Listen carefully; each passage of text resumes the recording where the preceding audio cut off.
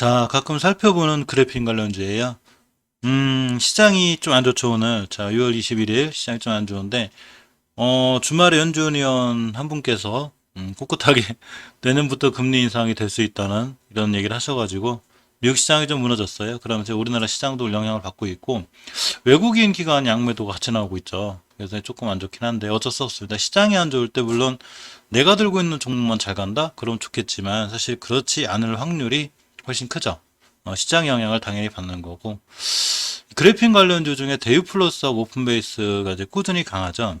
저희 친구도 이제 그래핀으로 움직이는 게 아니라 사실 가만히 보면 어제 이 윤석열 그 엑스파일 관련해가지고 윤석열 관련주들이 오늘 조금 지지부진해요.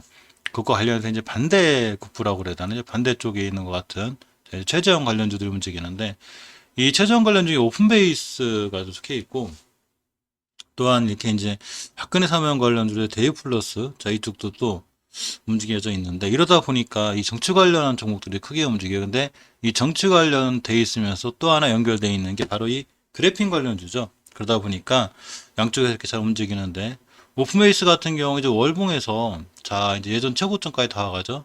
이때 17년도 4월달 최고점이 6,600원대인데 이때가 조금 위험할 것 같고 이거 뚫어주면 더 갈 수도 있겠죠. 근데 이제 정치 테마들은 원체 위험하고 또 이제 벌써 이제 이날 거의 2연상 간거기 때문에 쫓아가다니 부담이 있고요. 내비두셔야 될 것 같고요.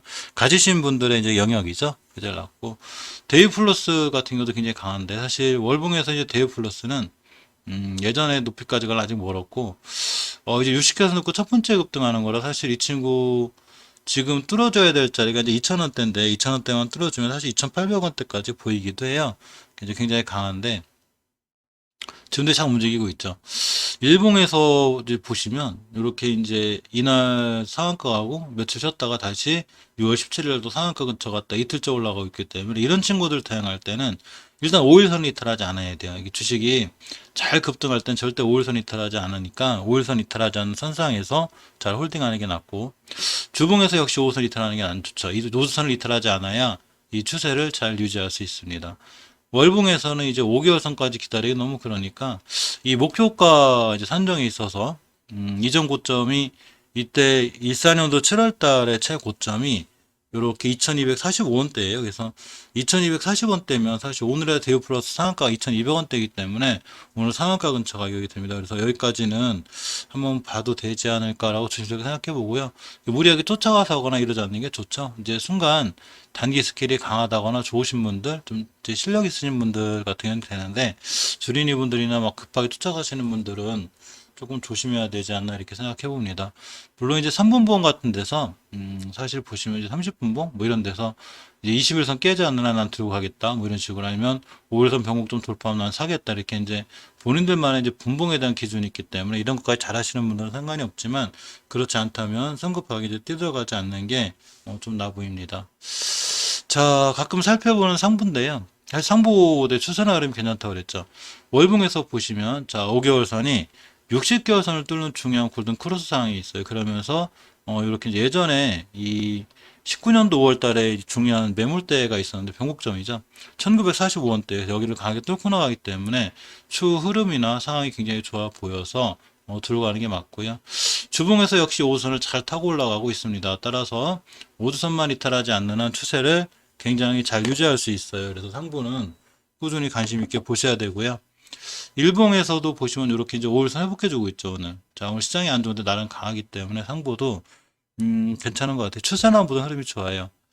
그 다음 이제 살펴볼 게 이제 XINC인데, XINC는 이날 4월달, 이제 상한가에 갔었죠. 그래 놓고, 가격 조정, 기간 조정하고, 이날 상승해서, 이날 종가 이후에 끝나 보니까, 시간에 상한가부터 있더라고요. 그래 놓고 다시 조정. 웅붕 떨어지고 있는데, 자, 월봉에서 보시면 중요하게 지켜줘야 돼. 5개월선 잘 지키고 있고, 이제 단지 이렇게 보시면 이 19년도 11월 달에 뚫어줘야 될 좀 중요한 변곡점 자리 하나가 있어요. 이 자리 뚫어주는 게 중요한데 아직 못 뚫어주고 있어서 근데 이 자리 뚫어주면 그 다음 목표가까지 보이고 주봉에서는 이제 5선 잘 지켜주고 있죠. 이렇게 이제 5주선 얼마나 잘 지켜주느냐에 따라서 이 친구의 추세가 꾸준히 유지될 수 있나 결정이 돼요. 그래서 아직은 잘 지켜주고 있으니까 향후 흐름은 좋아 보이고요. 일봉에서는 21선 잘 타고 올라가는 게 중요한데 이렇게 21선만 이탈하지 않는 한 자 상황이 좋아질 수 있습니다. 크리스탈 신소재를 보면 좀 지지부진하죠. 자, 오른 바닥권인데 월봉 바닥권이다 보니까 좀 저렴한 면은 있지만 아직은 전체적으로 거래량과 거래대금이 터지지 않기 때문에 크게 시장에서 각광을 못 받고 있죠. 주봉에서 보시면 일단 5주선 회복을 해줬어요. 회복해줬기 때문에 약간 시장에서 소외받는 것 같아도 일단 5주선만 이번 주에 잘 돌파해주면 역시 추세는 이제 살아날 수 있고 옆으로 가고 있죠. 지금 박스권으로. 저가적인 매력은 있지만 좀 싼 매력은 있지만 바로 급등하거나 이런 이제 거래량이 터지지 않는 한 이 종목 섣불리 사기가 좀 힘든 건 있고요. 조금 싼 매력은 있어요. 그래서 이제 그래픽 관련주 볼 때 좀 보시는 게 좋고 테라제니텍스를 보면 이 친구는 그래도 가끔 급등을 해주는데 일봉에서 보시면 이렇게 이날이 언제냐면 2월 25일 날도 이렇게 순간 급등을 다 해줬고요.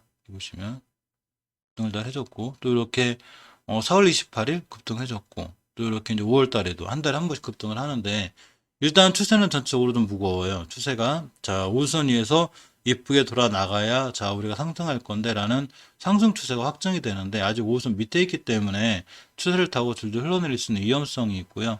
월봉에서는 5개선 완벽히 회복해줘야 못해주고 있기 때문에 지금 다중바닥이죠. 원바닥, 두바닥, 쓰리바닥, 퍼바닥제인데 다중바닥을 탄탄히 잘 뒤질수록 자 다음에 크게 상승할 확률은 더 있어요. 하지만 아직은 이제 5개월선을 완벽히 회복하지 못했기 때문에 5개월선 안착이 필요해 보이고요.